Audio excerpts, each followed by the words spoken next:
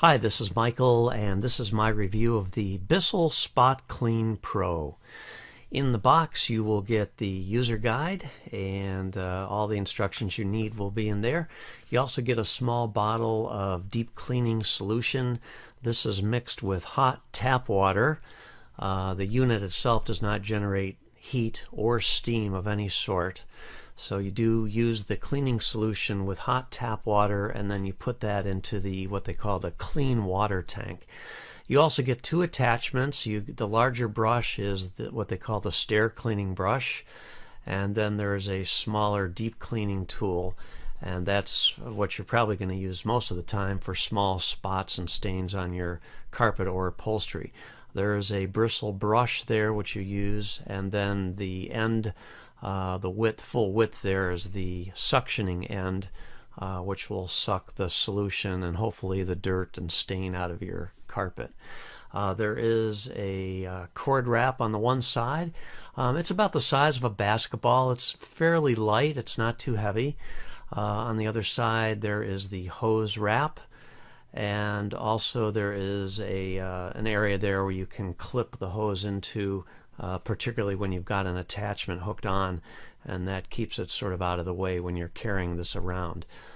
The clean water tank, actually the first one was cracked and I had to have it replaced by Bissell, but you unscrew the stopper there and insert your fluid into the clean water tank.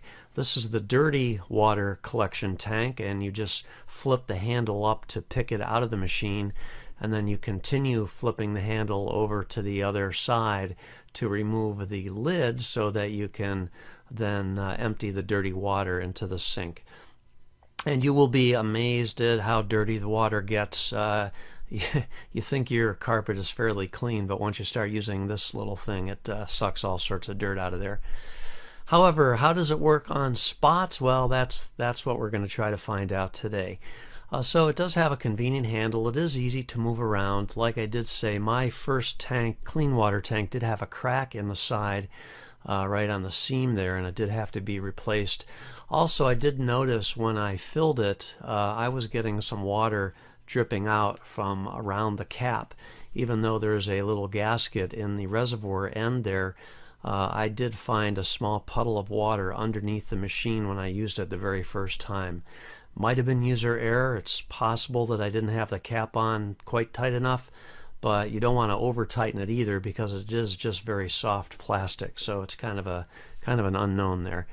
In any case, I am going to demonstrate how this works on a small stain that I have on my carpet, and we will see what kind of job this does. I will tell you, I've used it several times, and the way it works is the soapy solution is use the trigger here on the handle, and it actually gets squirted out of that small nozzle underneath the brush. So you basically just squirt a small amount of solution onto the dirty area, and then using the brush you just gently brush the area, and then you start to slowly move the head over the area to suck the dirty spot out.